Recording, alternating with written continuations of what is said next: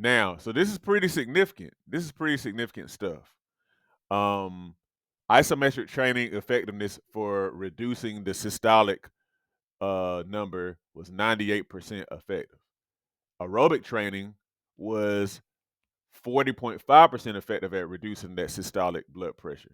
So that's a big, big difference. It's amazing how significant that difference is.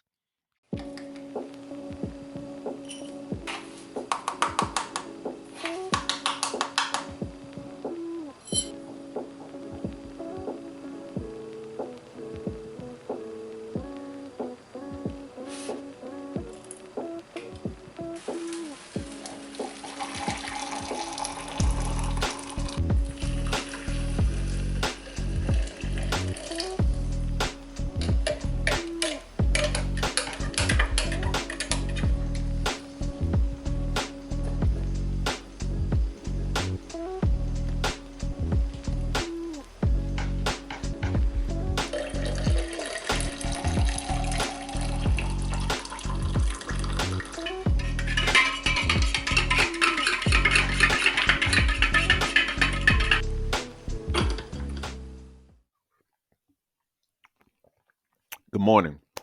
So those planks, those wall squats, those static exercises that you kind of see as punishment are more beneficial than you might have previously realized.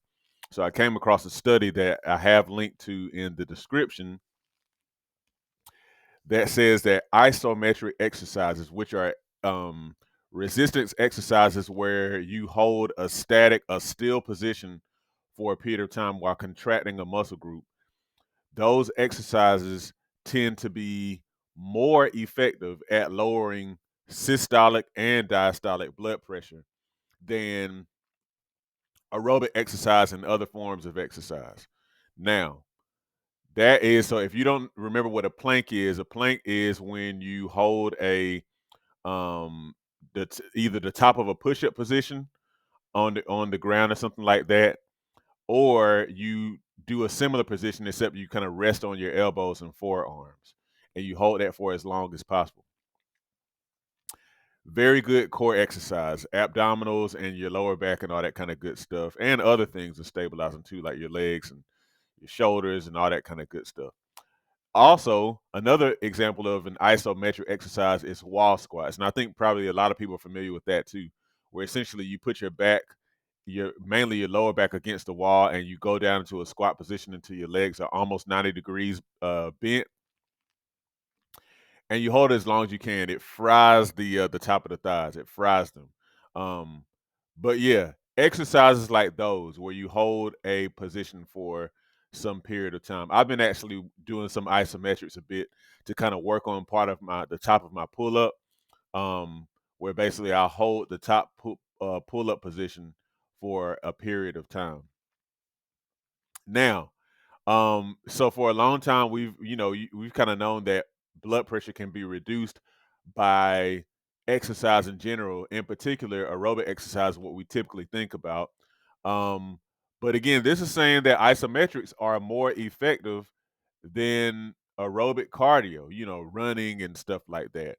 Um, Especially when it comes to lowering both systolic and diastolic blood pressure. Systolic is that top number, and in the whole 120/80, systolic is the 120 and diastolic is the 80.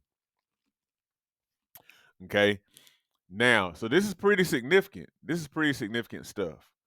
Um Isometric training effectiveness for reducing the systolic number was 98% effective. Aerobic training was 40.5% effective at reducing that systolic blood pressure. So that's a big, big difference. It's amazing how significant that difference is. Now, I'm going to link to the study so you can kind of look through that yourself. But the other thing to note is that when they talked of the isometric training that was included in this particular study was 4 sets of 2-minute contractions. Now, I have held a plank for 2 minutes. I actually held it for longer than that. I had a former coworker who we used to go and do planks, at some time during the day, and and we would hold the planks for a longer and longer and longer. We got to 5 minutes, and man, it's nothing like having somebody to challenge you to kind of go further than you believe you can. But anyway, a 2 minute plank is very respectable, very respectable. So this isometric training that they had in this study was pretty significant.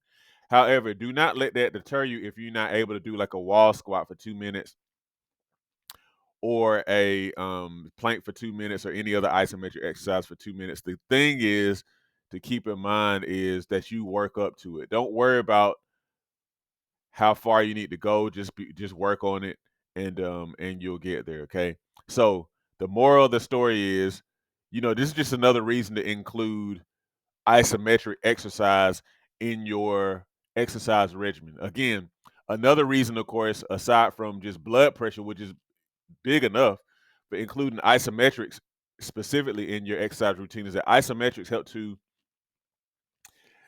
to increase the endurance of your muscle, and because you're putting your muscle under tension, it might even also help to induce muscle hypertrophy, muscle growth, essentially, because that tension is what you need to really break the muscle down so it'll grow back.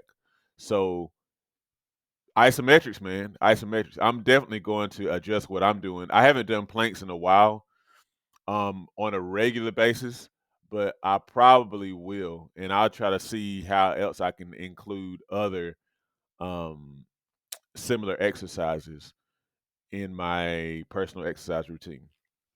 All right, hopefully this helps. If you have any comments or anything, please leave them.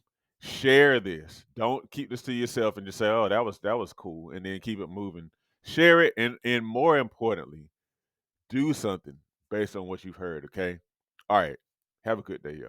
If you like this content, you might also be interested in one of my books. Learn how you can take steps literally today to successfully manage, control, and overcome common issues such as high blood pressure, diabetes, and belly fat. It's all about putting power back in your hands to improve your own health. Get your book copy today by the links in the description or by visiting SeanMcClendon.com/books. Also, don't forget, hit the like button and subscribe, and join my email list at SeanMcClendon.com/subscribe.